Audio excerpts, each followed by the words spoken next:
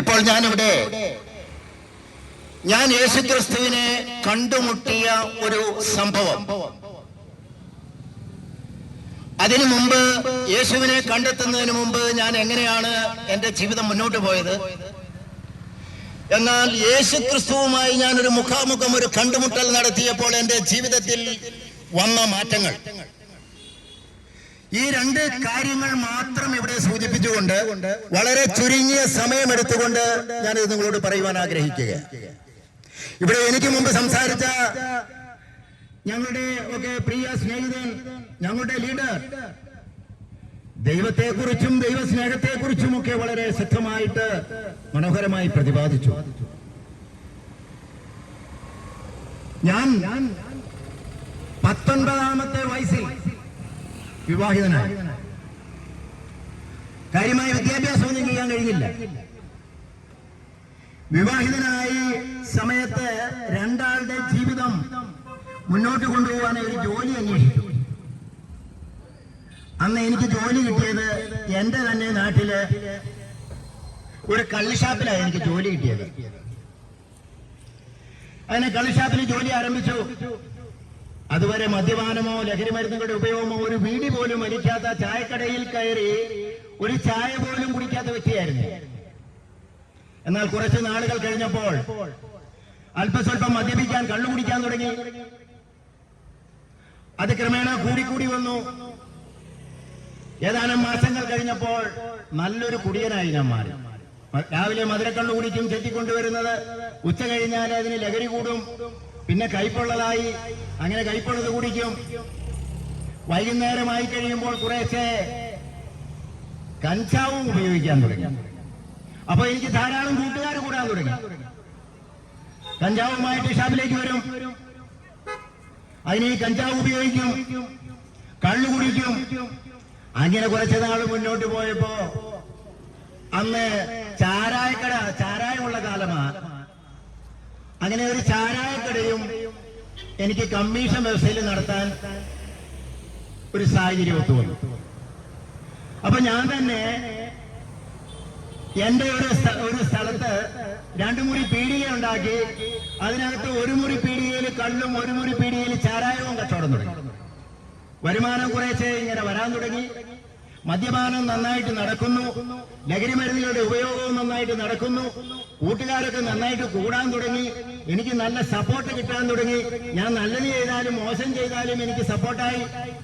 അങ്ങനെ കുറച്ചു കാലം മുന്നോട്ട് പോയപ്പോ, കാര്യം ഞാൻ ക്രിസ്ത്യാനിയായിട്ട് ജനിച്ചതാ, ഈ സംഭവത്തോടു കൂടി എനിക്ക് ദൈവമില്ല എന്നുള്ള ഒരു ചിന്ത ഈ മദ്യപാനം ഇങ്ങനെ ഉപയോഗിച്ചുകൊണ്ടിരുന്നപ്പോ തോന്നാൻ തുടങ്ങി. അക്കാലത്ത് നിരീശ്വരവാദികളുടെ പുസ്തകങ്ങളുമായി വായിക്കാൻ തുടങ്ങി. ഇടമറിയിന്റെയും ജോൺസൺ ഐരൂരിന്റെയും പൗലന്റെയും ഒക്കെ പുസ്തകങ്ങൾ കിട്ടാവുന്നിടത്തു നിന്നെല്ലാം വാങ്ങി ദൈവമില്ല എന്നുള്ള കാര്യം സ്ഥിരീകരിക്കാൻ വേണ്ടിയിട്ടുള്ള ശ്രമം തുടങ്ങി. അങ്ങനെ യുക്തിവാദികളുടെ കൂടെ കൂടി അവരുടെ കുറെ പുസ്തകങ്ങൾ വായിച്ചു, നിരീശ്വരവാദികളുടെ പുസ്തകങ്ങൾ വായിച്ചു, അവരുടെ സംഘടനയിൽ ചേർന്ന് പ്രവർത്തിച്ചു. അങ്ങനെ ഏതാനും നാളുകൾ കൊണ്ട് തന്നെ മദ്യപാനി മാത്രമല്ല, ലഹരി മരുന്നുകളുടെ ഉപയോഗം മാത്രമല്ല, ദൈവമില്ല എന്നുള്ള പ്രചരണവും കൂടെ തുടങ്ങി. കുറെ ആളുകളെ അങ്ങനെ എന്റെ കൂട്ടത്തിൽ കൂടി, മദ്യപാനികളും ലഹരി മരുന്നുകൾ ഉപയോഗിക്കുന്നവരൊക്കെ എന്റെ കൂട്ടത്തിൽ കൂടാൻ തുടങ്ങി. അപ്പൊ ഞാൻ അവിടെ ആ ഒരു ചെറിയ കൂട്ടത്തിന്റെ ഒരു ചെറിയ നേതാവായിട്ട് വളരാൻ തുടങ്ങി. അങ്ങനെ ഇരുന്നപ്പോൾ എന്റെ മനസ്സിലൊരാശയം, ഒരു വിപ്ലവ പ്രസ്ഥാനത്തിലേക്ക് പോകണമെന്നുള്ള ഒരു ചിന്ത തുടങ്ങി. അങ്ങനെ ഞാൻ കമ്മ്യൂണിസ്റ്റ് പാർട്ടിയില് ആകർഷിക്കപ്പെട്ട് കമ്മ്യൂണിസ്റ്റ് പാർട്ടി പ്രവർത്തനം തുടങ്ങി. നല്ല മുന്നേറ്റം നടന്നു.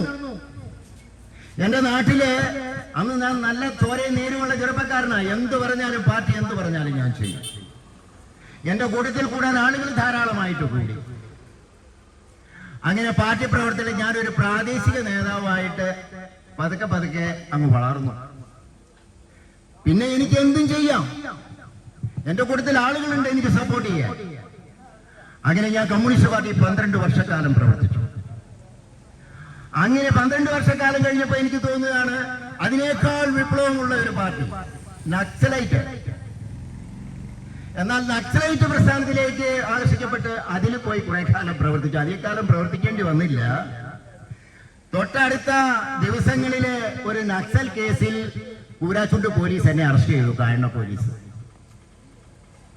ഈ കേസിൽ അറസ്റ്റ് ചെയ്ത് കായണ്ണ പോലീസ് എന്നെ ലോക്കപ്പിലിട്ട് അതിക്രൂരമായി മർദ്ദിച്ചു.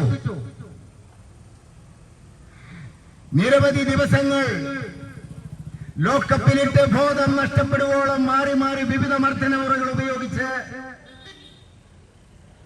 പോലീസ് എന്നെ നേരിട്ടു.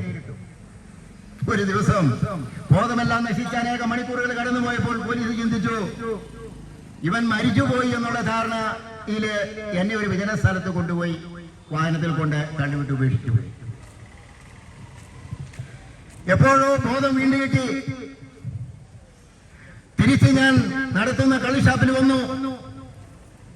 കള്ളിഷാപ്പ് തുറന്ന്, ചാരായക്കട തുറന്ന് പൂർവാധികം മദ്യപിക്കാൻ തുടങ്ങി. അങ്ങനെ വീണ്ടും എന്റെ ആ ജീവിതം മുന്നോട്ട് പോകുമ്പോൾ എനിക്കൊരു വിദ്വേഷവും വെറുപ്പും പ്രത്യേകിച്ച് പോലീസിനോട് കടന്നു. പോലീസോ പോലീസ് വാഹനങ്ങളോ റോഡിലൂടെ എവിടെയെങ്കിലും കടന്നു പോയാൽ എന്റെ കൺമുമ്പിൽപ്പെട്ടാൽ വാഹനം തടഞ്ഞു വെച്ച് പോലീസുമായി സംഘർഷത്തിലേർപ്പെടുക പതിവായി. പോലീസ് അറസ്റ്റ് ചെയ്യും, ലോക്കപ്പിലിടും, കോടതിയിൽ കൊണ്ടുപോകും, കേസ് ചാർജ് ചെയ്യും.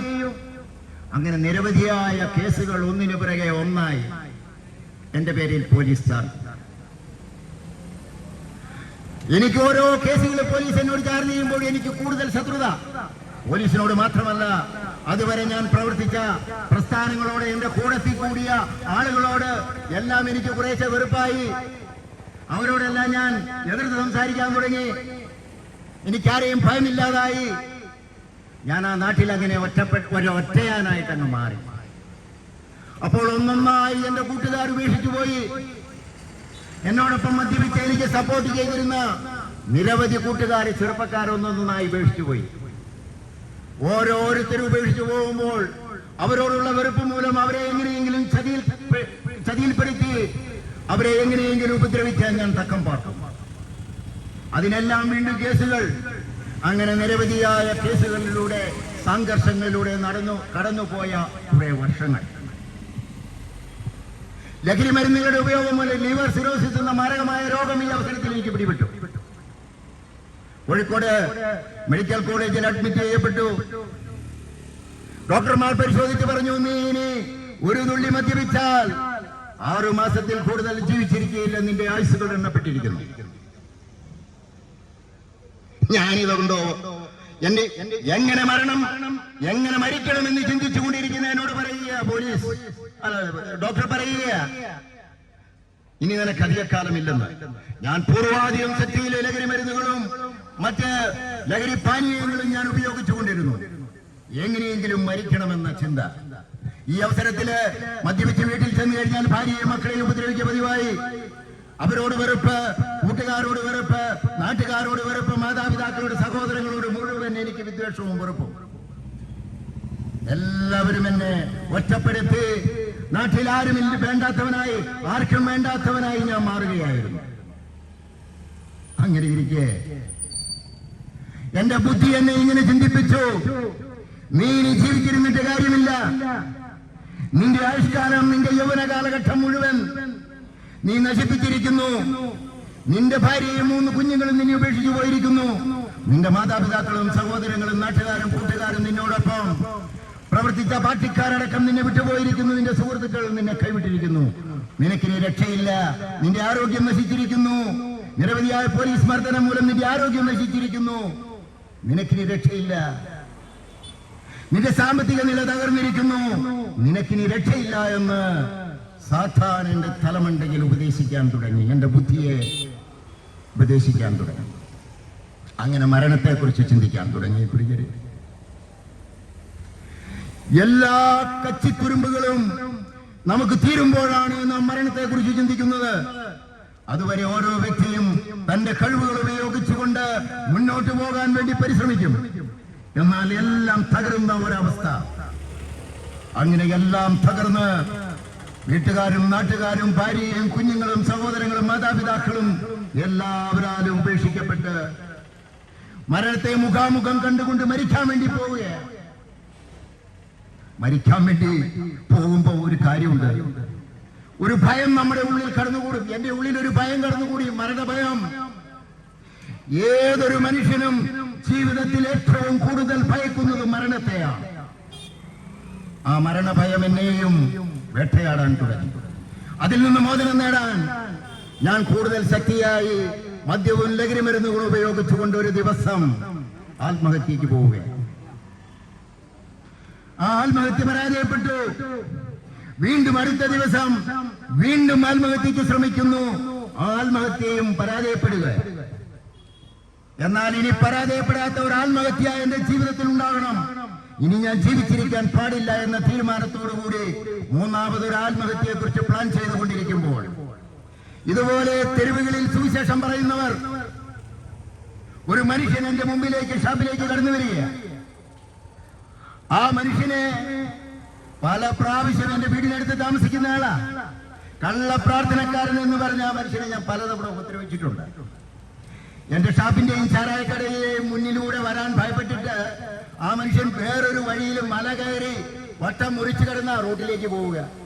അങ്ങനെ എന്നെ ഭയപ്പെട്ട് കഴിഞ്ഞിരുന്ന ആ മനുഷ്യൻ ഞാൻ മൂന്നാമത്തെ ദിവസം അതിരാവിലെ ലഹരിക്കടിമയായി പുതിയ ആത്മഹത്യയെ കുറിച്ച് ചിന്തിച്ചുകൊണ്ടിരിക്കുമ്പോൾ ഈ മനുഷ്യൻ എന്റെ ഷാപ്പിലേക്ക് കടന്നു വന്ന് എന്റെ കരങ്ങളിൽ പിടിച്ച് എന്റെ കണ്ണുകളിൽ നോക്കി ഇങ്ങനെ പറഞ്ഞു, എന്നെ വിളിച്ചു സഹോദര എന്ന്. ദൈവം നിന്നെ സ്നേഹിക്കുന്നു എന്ന് രണ്ടാമത് പറഞ്ഞു. മൂന്നാമത് എന്നോട് പറഞ്ഞു, നീ ആത്മഹത്യയെ കുറിച്ച് ചിന്തിച്ചു കൊണ്ടിരിക്കുകയല്ലേ. ഞാൻ അത്ഭുതപ്പെട്ടു പോയി പ്രിയരെ. എന്റെ ജീവിതത്തിൽ ആദ്യമായി അത്ഭുതപ്പെട്ട ഒരു നിമിഷം, മറ്റാരോടും ഞാൻ പറയാത്ത പങ്കുവെക്കാത്ത എന്റെ ആത്മഹത്യ രഹസ്യം ഈ മനുഷ്യൻ എങ്ങനെ അറിഞ്ഞു? ഞാൻ അദ്ദേഹത്തോട് ചോദിച്ചു, എങ്ങനെ അറിഞ്ഞു? ആ മനുഷ്യൻ പറഞ്ഞു, ഞാൻ കഴിഞ്ഞ ദിവസങ്ങളിലൊക്കെ നിനക്ക് വേണ്ടി പ്രാർത്ഥിച്ചുകൊണ്ടിരിക്കുകയായിരുന്നു. പ്രാർത്ഥനയുടെ സമയത്ത് ദൈവത്തിന്റെ പരിശുദ്ധാത്മാവ് എന്നോട് പറഞ്ഞു, നിന്റെ വീടിന് മുമ്പിലുള്ള കള്ള് ഷാപ്പിലുള്ള മനുഷ്യൻ ആത്മഹത്യക്ക് വേണ്ടി പരിശ്രമിക്കുന്നു. അവൻ ആത്മഹത്യ ചെയ്യാതിരിക്കണം. അവന്റെ ആത്മാവ് നഷ്ടപ്പെടാൻ പാടില്ല. നീ പോയി അയാളോട് പറയണം, ദൈവം നിന്നെ സ്നേഹിക്കുന്നു. ആരെല്ലാം വെറുത്താലും, നാട്ടുകാരോ വീട്ടുകാരോ മാതാപിതാക്കളോ ലോകം മുഴുവൻ നിന്നെ വെറുത്താലും, നിന്നെ സ്നേഹിക്കുന്ന ഒരു ദൈവമുണ്ട്. നീ അറിയാതെ നിന്റെ അമ്മയുടെ ഉദരത്തിൽ ജന്മം നൽകിയ ഒരു ദൈവമുണ്ട്. അവന് നിന്നെ കുറിച്ചൊരു പ്ലാനുണ്ട്, പദ്ധതിയുണ്ട്. ആ മനുഷ്യൻ ഇത് പറഞ്ഞു. ആ മനുഷ്യൻ ഈ സത്യം എന്നോട് പറഞ്ഞപ്പോൾ ഞാൻ ആ മനുഷ്യനോട് ഇങ്ങനെ ചോദിച്ചു, നിങ്ങൾ പറഞ്ഞത് ശരിയാ, ഞാൻ എന്ത് ചെയ്യണം? ആ മനുഷ്യൻ എന്നോട് പറഞ്ഞു, നീ കർത്താവായ യേശുവിൽ വിശ്വസിക്കുക, നീയും നിന്റെ കുടുംബവും രക്ഷ പ്രാപിക്കുമെന്നൊരു വാക്ക്. പിന്നീട് പറഞ്ഞു, ഡിവൈൻ എന്ന് പറയുന്ന ഒരു സ്ഥലം ചാലക്കുടിക്കടുത്തുണ്ട്. അവിടെ അനേകരെ ആളുകളെ മദ്യപാനത്തിൽ നിന്നും മയക്കുമരുന്നുകളിൽ നിന്നും മോചിപ്പിച്ച, ആത്മഹത്യയിൽ നിന്നും മോചിപ്പിക്കുന്ന, ദൈവസ്നേഹ അനുഭവം കൊടുക്കുന്ന ഒരു കേന്ദ്രമാണ് ഡിവൈൻ എന്ന് പറയുന്നത്. നീ അവിടെ പോയി ഒരാഴ്ച ധ്യാനിക്കുക, നിനക്ക് ദൈവാനുഭവം ഉണ്ടാവും. ഞാൻ പോകാൻ തയ്യാറായി. 1994 നവംബർ മാസം 25-ാം തീയതി ചക്കിട്ടപ്പാറ പഞ്ചായത്തിലെ നരിനട ദേശത്ത് നിന്ന് 220 കിലോമീറ്റർ നടന്ന് ഡിവൈനിലെത്തിയ ഒരു ധ്യാനത്തിൽ സംബന്ധിച്ചു. ഒരു പക്ഷേ നിങ്ങൾ ചോദിക്കും, അതെന്താ നടന്നു പോയതെന്ന്. അന്ന് എന്നെ കേൾക്കുന്ന പ്രിയരെ, അന്ന് ഒരു പ്രത്യേക സംഭവം കേരളത്തിൽ നടന്നു. സഖാവ് MP രാഘവൻ ഊത്തുപറമ്പ് സഹകരണ ബാങ്ക് ഉദ്ഘാടനം ചെയ്യാൻ വേണ്ടി വന്നപ്പോൾ അദ്ദേഹത്തെ കരിങ്കൊടി കാണിച്ച 5 സഹോദരങ്ങളെ അദ്ദേഹത്തിന്റെ ഗൺമാൻ വെടിവെച്ച് വീഴ്ത്തി. അതിന്റെ ദുഃഖസൂചകമായി 3 ദിവസം കേരളത്തിൽ അങ്ങോളം ഇങ്ങോളം ബന്ധുക്കളും ഹർത്താലുകളും നടന്നു. കടകമ്പോളങ്ങൾ അടഞ്ഞു കിടന്നു. അങ്ങനെയുള്ള സമയത്ത്, ഒരു വെള്ളം പോലും കിട്ടാതിരുന്ന സമയത്ത്, ഒരു വാഹനം പോലും ഓടാതിരുന്ന സമയത്ത് ഈ മനുഷ്യന്റെ വാക്ക് കേട്ട് വിശ്വസിച്ചുകൊണ്ട് ഞാൻ യാത്ര ചെയ്തു ഡിവൈനിലേക്ക്. അവിടെ എത്തി ധ്യാനത്തിൽ പങ്കെടുത്തു. ധ്യാനം കഴിഞ്ഞ് തിരിച്ചു വന്നു. ധ്യാനത്തിൽ എനിക്കൊന്നും മനസ്സിലായില്ല. അവിടെ ഇങ്ങനെ ഒരു വാക്യം എനിക്ക് കേട്ടു, കർത്താവായ യേശുവിൽ വിശ്വസിക്കുക, നീ നിന്റെ കുടുംബം രക്ഷ പ്രാപിക്കുമെന്ന്. ഇപ്പോൾ ഞാൻ ഈ തെരുവീതിയിൽ നിന്ന് പറയുന്നത് പോലെ അവിടെ ഏതോ ഒരു സഹോദരൻ ആ മനുഷ്യന്റെ ജീവിതത്തില് ദൈവം രക്ഷപ്പെടുത്തിയ വചനം പ്രസംഗിച്ചപ്പോൾ അതെന്റെ കാതുകളിൽ പതിച്ചു, അതെന്റെ ഹൃദയത്തിൽ എഴുതി. ഞാൻ തിരിച്ചു വന്നു. വീട്ടിൽ വന്ന് ഉറങ്ങാൻ കിടക്കുന്ന സമയത്ത് ആദ്യമായി ഞാൻ ദൈവത്തെ വിളിച്ചുകൊണ്ട് ഇങ്ങനെ പറഞ്ഞു, ദൈവമേ, ഞാൻ ഡിവൈനിൽ നിന്ന് കേട്ട വചനം വിശുദ്ധ ഗ്രന്ഥത്തിൽ എവിടെയെങ്കിലും ഉണ്ടെങ്കിൽ, ബൈബിളിൽ എവിടെയെങ്കിലും എഴുതി വെച്ചിട്ടുണ്ടെങ്കിൽ അതിന്ന് ഞാൻ വായിക്കാതെ ഈ രാത്രിയിൽ എനിക്ക് അത്ഭുതകരമായി വെളിപ്പെടുത്തി തന്നാൽ ഞാൻ നിന്നിൽ വിശ്വസിക്കും, നിനക്ക് വേണ്ടി വേല ചെയ്യും. ഈ കണ്ടീഷനിൽ കിടന്നുറങ്ങി. രാത്രിയുടെ ഏതോ യാമത്തിൽ ഒരു 2:30-3 മണി സമയത്ത് ഒരു സ്വപ്നം ഞാൻ ദർശനം പോലെ കാണുകയാണ്. എന്നെ ഇങ്ങനെ എഴുതി കാണിക്കുകയാ, അപ്പസ്തോല പ്രവർത്തനം 16:31, കർത്താവായ യേശുവിൽ വിശ്വസിക്കുക, നീയും നിന്റെ കുടുംബവും രക്ഷ പ്രാപിക്കും. സ്വർണ്ണ ലിപികളിൽ നമ്മൾ സ്ക്രീനിൽ കാണുന്നത് പോലെ, ടിവിയിൽ കാണുന്നത് പോലെ എഴുതി കാണിക്കുകയാണ്. ഉറക്കത്തിൽ നിന്ന് ഞാൻ ആ സമയത്ത് ഉണരുകയാണ്. ഞാൻ ഇങ്ങനെ വിചാരിച്ചു, ഇത് സത്യമാണോ മിഥ്യയാണോ, ഇതൊരു സ്വപ്നമാണോ എന്ന് ഞാൻ ചിന്തിച്ചുകൊണ്ട് അന്ന് ആദ്യമായി ഡിവൈനിൽ നിന്ന് വാങ്ങിക്കൊണ്ടുവന്ന ഇതേ വിശുദ്ധ ഗ്രന്ഥം ഞങ്ങൾ ഇവിടെ വിതരണം ചെയ്യാൻ വെച്ചിരിക്കുന്ന ഈ വിശുദ്ധ ഗ്രന്ഥം എടുത്ത് അതിലെ അപ്പസ്തോല പ്രവർത്തനം 16-ാം അധ്യായത്തിലെ 31-ാം തിരുവചനത്തിലേക്ക് എന്റെ കണ്ണുകൾ പായുമ്പോൾ ദൈവവചനത്തിന് മാറ്റമുണ്ടോ പ്രിയരെ? ഉണ്ടാകട്ടെ എന്ന ഒറ്റ വചനം കൊണ്ട് ഈ പ്രപഞ്ചത്തെ സൃഷ്ടിച്ച് പരിപാലിക്കുന്ന ദൈവത്തിന്റെ ജീവിക്കുന്ന വചനത്തിന് മാറ്റമില്ല. അപ്പസ്തോല പ്രവർത്തനം 16:31, കർത്താവായ യേശുവിൽ വിശ്വസിക്കുക, നീയും നിന്റെ കുടുംബവും രക്ഷ പ്രാപിക്കും. അപ്പോൾ ഒരാൾ യേശുവിൽ വിശ്വസിച്ചാൽ അവൻ മാത്രമല്ല അവന്റെ കുടുംബവും രക്ഷപ്പെടുകയാണ് ചെയ്യുന്നത്. അങ്ങനെ പിറ്റേ ദിവസം രാവിലെ ഞാൻ എഴുന്നേറ്റു. എന്നിലൊരു മാറ്റം സംഭവിക്കുകയായിരുന്നു പ്രിയരെ. ഞാൻ അതുവരെ എന്റെ ജീവിതത്തിൽ 20 വർഷക്കാലം 19 വയസ്സ് മുതൽ 40 വയസ്സ് വരെ ഞാൻ മനുഷ്യരോട് ചെയ്ത എല്ലാ ഉപദ്രവങ്ങൾക്കും ക്ഷമ ചോദിച്ചുകൊണ്ട് ഇതുപോലെ ഗ്രാമങ്ങളിലേക്കും നഗരങ്ങളിലേക്കും കടകമ്പോളങ്ങളുള്ള സ്ഥലങ്ങളിലേക്കും ഇറങ്ങി ഞാൻ അന്ന് ജീവിതത്തിൽ ഉപദ്രവിച്ച മുഴുവൻ മനുഷ്യരെയും നേരിൽ കണ്ടു. അനേക ദിവസങ്ങൾ കൊണ്ട് കാലു പിടിച്ചവരെ കെട്ടിപ്പിടിച്ചു, ക്ഷമ ചോദിച്ചു. എന്റെ സഹോദര, എനിക്ക് തെറ്റുപറ്റിപ്പോയി. എന്റെ കഴിഞ്ഞകാല ജീവിതത്തില് ഞാൻ നിന്നെ ഉപദ്രവിച്ചത് നിന്റെ തെറ്റാണ്, എന്നോട് ക്ഷമിക്കണമേ എന്ന് കരഞ്ഞ് ഞാൻ ആ മക്കളോട് ക്ഷമ ചോദിച്ചു. അങ്ങനെ ക്ഷമ കൊടുത്തും ക്ഷമ വാങ്ങിയും എന്റെ ജീവിതത്തില് മാറ്റം സംഭവിച്ചപ്പോൾ എല്ലാ വെറുപ്പുകളും വിദ്വേഷവും എന്റെ ഹൃദയത്തിൽ നിന്ന് മാറിപ്പോയി. കുറച്ച് ദിവസങ്ങൾ കഴിഞ്ഞപ്പോൾ എന്റെ 3 കുഞ്ഞുങ്ങളും ഭാര്യയും വീട്ടിലേക്ക് തിരിച്ചു വരികയാണ്. എന്റെ മദ്യപാനശീലം പൂർണ്ണമായി നിന്നു. ലഹരി മരുന്നുകളുടെ ഉപയോഗം പൂർണ്ണമായി ഞാൻ വിശ്വസിച്ച കർത്താവ് എടുത്തു മാറ്റി. അതിനുവേണ്ടി ഞാൻ ഒരു ദൃഢപ്രതിജ്ഞയും ചെയ്തില്ല. മാത്രമല്ല, അതുവരെ ഞാൻ മദ്യം കൊടുത്ത് എന്റെ കൈകൊണ്ട് മദ്യവും മയക്കുമരുന്നുകളും കൊടുത്ത് അനേക ആളുകളെ എന്റെ ഷാപ്പിൽ ഞാൻ അവരുടെ കുടുംബത്തിലെ പ്രയാസം ഉണ്ടാക്കിയിട്ടുണ്ട്. അങ്ങനെയുള്ള ആളുകളെ എല്ലാം തന്നെ മദ്യപാനത്തിൽ നിന്ന് മോചിക്കാൻ അവർക്ക് ഇട നൽകാൻ വേണ്ടി ഞാൻ എന്റെ കള്ളുഷാപ്പ് പൂട്ടി സീൽ ചെയ്ത് കള്ളുഷാപ്പിന്റെ ബോർഡെടുത്ത് പുതിയ പെയിന്റ് അടിച്ച് ജീവിക്കുന്ന മനുഷ്യന് ജീവൻ കൊടുക്കുന്ന ദൈവത്തിന്റെ ജീവനുള്ള വചനങ്ങൾ ആ ബോർഡുകളിൽ എഴുതി വെച്ചു. ഇങ്ങനെ ഞാൻ ചെയ്യുന്നത് കണ്ടപ്പോ അതിനു മുമ്പേ എന്റെ സ്വഭാവം കണ്ടിരുന്ന ആളുകള് എന്നോട് വന്നിട്ട് ഇങ്ങനെ ചോദിച്ചു, നിനക്കെന്താ ധ്യാനം കൂടി വട്ടുപിടിച്ചോ? മാത്രമല്ല, യൂണിയൻ തൊഴിൽ ഞാൻ രാജിവെച്ചു. അപ്പൊ എനിക്ക് ജീവിതമാർഗം അടഞ്ഞു. എല്ലാ മാർഗം വാടക കിട്ടുമായിരുന്ന 2 മുറി പീടി അടച്ചു കൂട്ടി. എല്ലാവരും എന്നോട്, എന്റെ അഭ്യുദയകാംക്ഷികളായ ആളുകളൊക്കെ, എന്റെ സ്നേഹിതരൊക്കെ ഉടനെ എന്നോട് വന്ന് ചോദിച്ചു, നീ ഇനി എങ്ങനെ ജീവിക്കും മുന്നോട്ട്? എനിക്കൊരു കാര്യം അറിയാമായിരുന്നു, എന്നോട് തെണ്ടുമെന്ന് പറഞ്ഞ ആളുകളുണ്ട്. നീ ഇനി തെണ്ടും, നിനക്ക് ജീവിക്കാൻ മാർഗമില്ല. നിങ്ങൾക്കറിയോ, കഴിഞ്ഞ 30 വർഷമായി ഈ പറഞ്ഞ ആളുകളുടെ മുമ്പിലൂടെ അതിമനോഹരമായി ജീവിതത്തിലെ യേശുവിനെ പ്രഘോഷിച്ചുകൊണ്ട് അതിമനോഹരമായി ദൈവം എന്നെ ഉള്ളം കയ്യിൽ കൊണ്ടു നടക്കുന്നത് പോലെ കൊണ്ടു നടക്കുകയാണ്. അങ്ങനെ എന്റെ ജീവിതത്തിൽ മാറ്റം സംഭവിച്ചു. ജീവിതത്തില് എന്ന് വേണ്ടാത്തവർക്കെല്ലാം ഞാൻ ആവശ്യക്കാരനായി മാറി. എന്റെ നാട്ടിലെ സ്ഥാപനം കള്ളുഷാപ്പ് കൂട്ടി അവിടെ എടുപ്പിച്ച് അവിടെ നിന്നും 4 കിലോമീറ്റർ അകലേക്ക് മാറ്റി. ഇപ്പോൾ അവിടെ കള്ളുഷാപ്പ്, ചാരായക്കടകൾ അങ്ങനെയുള്ള യാതൊരു മറ്റത്തിലും ഏർപ്പെടുന്നു. അനേകായിരങ്ങൾ എന്നോടൊപ്പം കള്ളുപിടിച്ച് തെരുവിലും ഷാപ്പിന്റെ നിന്നയിലും കിടന്ന് പാമ്പുകൾക്കും ആളമുണ്ട്, പറവുകൾക്ക് ആകാശമുണ്ടെന്നൊക്കെയുള്ള പഴയ ശോക നാടക ഗാനങ്ങൾ പാടിക്കൊണ്ട് കിടന്നുറങ്ങിയ ആളുകളെ അനേകരെ ഞാൻ കണ്ട രക്ഷയിലേക്ക് അടുപ്പിക്കാൻ ദൈവം എനിക്ക് കൃപ തന്നു. അങ്ങനെ മദ്യവും മയക്കുമരുന്നുകളും ഉപയോഗിച്ച് തകർന്നവരാരെങ്കിലും എന്റെ വാക്കുകൾ കേൾക്കുന്നുണ്ടെങ്കിൽ എന്നെ കേൾക്കുന്ന പ്രിയ സഹോദര സഹോദരി, നിങ്ങൾക്കും രക്ഷയുണ്ട്, ഇതിൽ നിന്ന് മോചനമുണ്ട്. അനേക വർഷങ്ങളായി നിങ്ങൾ മയക്കുമരുന്നിന്റെയും മദ്യത്തിന്റെയും അടിമത്തത്തിൽ നിങ്ങൾ കഴിയുകയാണോ? അതിൽ നിന്ന് മോചനം നേടാൻ നിങ്ങൾ പരിശ്രമിച്ചിട്ട് സാധിച്ചില്ലെങ്കിൽ നിങ്ങളെ രക്ഷിക്കാൻ കഴിവുള്ളവനെയാണ്, എന്നെ രക്ഷിച്ചവനെയാണ് സാക്ഷി നിർത്തി ഞാൻ പറയുന്നു. ആരെങ്കിലും ഒരു ചാലഞ്ച്, യേശുവിനെ പരീക്ഷിക്കാൻ തയ്യാറുണ്ടോ? ഞാൻ സകല മർത്യരുടെയും ദൈവമാണ്, എനിക്ക് അസാധ്യമായി എന്തെങ്കിലും ഉണ്ടോ എന്ന് വിശുദ്ധ ഗ്രന്ഥത്തിൽ ഈശോ ചോദിക്കുകയാ.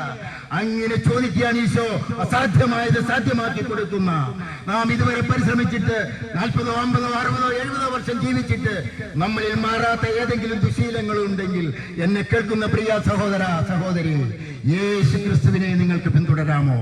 അവന്റെ നാമം വിളിച്ചപേക്ഷിക്കാമോ? നിങ്ങളുടെ പേര് മാറണ്ട, മതം മാറണ്ട, അതല്ല ഇവിടെ പ്രസംഗിക്കുന്നത്. ഇതൊരു വിശ്വാസത്തിന്റെ രഹസ്യമാണ്, ഇതൊരു രക്ഷയുടെ രഹസ്യമാണ്. നമുക്കൊക്കെ ആത്മാവുണ്ടല്ലോ പ്രിയരെ. ഏത് മതത്തിലും ഏത് വിശ്വാസത്തിലും നമ്മൾ കഴിഞ്ഞാലും നമുക്കൊരു മരണാനന്തര ജീവിതമുണ്ടെന്ന് നാം ചിന്തിക്കുന്നുണ്ടല്ലോ. നമുക്കെല്ലാം അതറിയാമല്ലോ. ആ മരണാനന്തര ജീവിതത്തിലെ നിത്യതയിൽ എന്നെന്നും യേശുവിനോടൊപ്പം വാഴാൻ രക്ഷകനായ യേശു മാത്രമേ ആകാശത്തിന് കീഴെ ഭൂമിയിൽ മനുഷ്യരുടെ രക്ഷയ്ക്കായി മറ്റൊരു നാമവും നൽകപ്പെട്ടിട്ടില്ല, യേശു നാമമല്ലാതെ.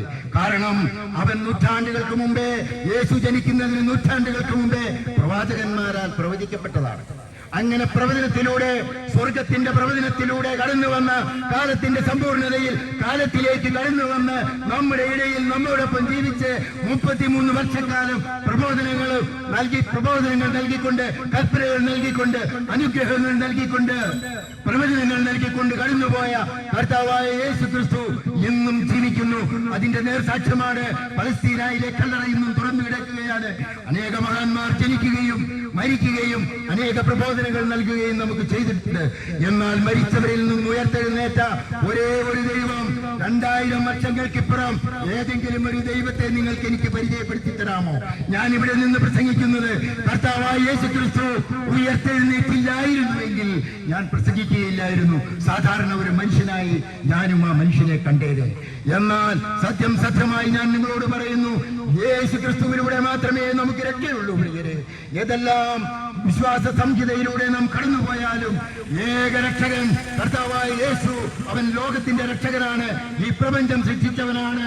ആ യേശുവിലേക്ക് നിങ്ങളുടെ ജീവിതങ്ങളെ നിങ്ങൾ സമർപ്പിക്കൂ. അതുവഴി സത്യം അറിയുകയും സത്യം നിങ്ങളെ സ്വതന്ത്രരാക്കുകയും ചെയ്യുന്നുള്ള ആ വചനം നിങ്ങളുടെ ഹൃദയത്തെ ഭരിക്കട്ടെ എന്ന്. മദ്യത്തിനോ മയക്കുമരുന്നിനോ ഏതെങ്കിലും ദുശീലങ്ങൾക്ക് നിങ്ങൾ അടിമയായി അനേക വർഷങ്ങളായി നിങ്ങളുടെ ജീവിതം അതിലൂടെ നശിച്ചു പോകുന്ന ഒരു അവസ്ഥയിലേക്ക്, നിരാശപ്പെട്ട് കഴിയുന്ന അവസ്ഥയിലേക്ക് എന്നെ കേൾക്കുന്ന നിങ്ങൾ ആരെങ്കിലും കടന്നു പോകുന്നെങ്കിൽ നിങ്ങൾക്ക് വേണ്ടി ഒരു നിമിഷം ഞാൻ പ്രാർത്ഥിക്കും. കാരണം ഞാനും ഇതുവരെ പ്രയാസങ്ങളിലൂടെ കടന്നുപോയവനാണ്. മദ്യവും മയക്കുമരുന്നുകളും ഉപയോഗിച്ച് തകർന്നുപോയ ഒരു ജീവിതമാണ് എന്റെ. അത് പടുത്തുയർത്തിയ ദൈവം, എന്നെ വീണ്ടെടുത്ത ദൈവം നിങ്ങളെയും വീണ്ടെടുക്കും. നമ്മുടെ പാപങ്ങളെല്ലാം ഏറ്റെടുക്കാനാണ് യേശു ക്രിസ്തു കുരിശിൽ മരിച്ചത്. നമ്മുടെ പാപങ്ങൾ എത്ര കടും ചുവപ്പാണെങ്കിലും ശരി, എത്ര കാഠിന്യമുള്ള പാപമാണെങ്കിലും ശരി, അതെല്ലാം മഞ്ഞുപോലെ വെളുപ്പിച്ച് പൂവെള്ള വസ്ത്രം മുടിപ്പിച്ച് യേശു ക്രിസ്തുവിന്റെ നിത്യ സ്വർഗത്തിലേക്ക് ദൈവത്തോടൊപ്പം യേശുവിനോടൊപ്പം നിത്യതയിൽ വാഴാൻ നിങ്ങളെ ക്ഷണിച്ചുകൊണ്ട്, നിങ്ങൾക്ക് വേണ്ടി മദ്യവും മയക്കുമരുന്നുകളും ഉപയോഗിച്ച് ഏതെങ്കിലും ദുശീലങ്ങൾക്ക് അടിമപ്പെട്ട് നിങ്ങളുടെ ജീവിതങ്ങൾ നിരാശപ്പെട്ട് കഴിയുന്നുണ്ടെങ്കിൽ, നിങ്ങൾ അതുപോലെ ആത്മഹത്യാ പ്രവണതയുള്ളവരുണ്ടെങ്കിൽ എന്നെ കേൾക്കുന്ന പ്രിയരെ, ഒരു നിമിഷം ഞാൻ നിങ്ങൾക്ക് വേണ്ടി പ്രാർത്ഥിക്കുകയാണ്. കർത്താവായ യേശു ക്രിസ്തുവിന്റെ നാമത്തിൽ പ്രാർത്ഥിക്കുന്നു. അത്ഭുതങ്ങളും അടയാളങ്ങളും സ്വർഗത്തിൽ നിന്ന് ഇറക്കിക്കൊണ്ട് ഈ കൈവേലി ദേശത്തിലുള്ള എല്ലാ മക്കളെയും കർത്താവെ അവിടുന്ന് ചേർത്ത് പിടിക്കണമേ എന്ന് പ്രാർത്ഥിക്കുന്നു. കർത്താവെ, അവരുടെ ദുശീലങ്ങളിലേക്ക് അവിടുത്തെ തിരുരക്തമൊഴുക്കിക്കൊണ്ട് കാവുൽത്തായിൽ അവിടുന്ന് 2023 വർഷങ്ങൾക്ക് മുമ്പ് ഒഴുക്കിയ പരമപരിശുദ്ധമായ രക്തം ഞങ്ങൾക്ക് വേണ്ടി ബലിയായി നൽകിയതാണ്. അതിന് മറുവിലയായി ഞങ്ങളെ വീണ്ടെടുക്കാൻ വേണ്ടിയാണ് അവിടുന്ന് കുരിശിൽ മരിച്ചതെന്നുള്ള ആ ഉത്തമ ബോധ്യത്തോടുകൂടി ഈ നിമിഷം ഞാൻ പ്രാർത്ഥിക്കുന്നു. എന്നെ കേൾക്കുന്ന എല്ലാ സഹോദരങ്ങളെയും കർത്താവായ യേശു ക്രിസ്തുവിന്റെ നാമത്തിൽ സമർപ്പിച്ചുകൊണ്ട് പ്രാർത്ഥിക്കുന്നു.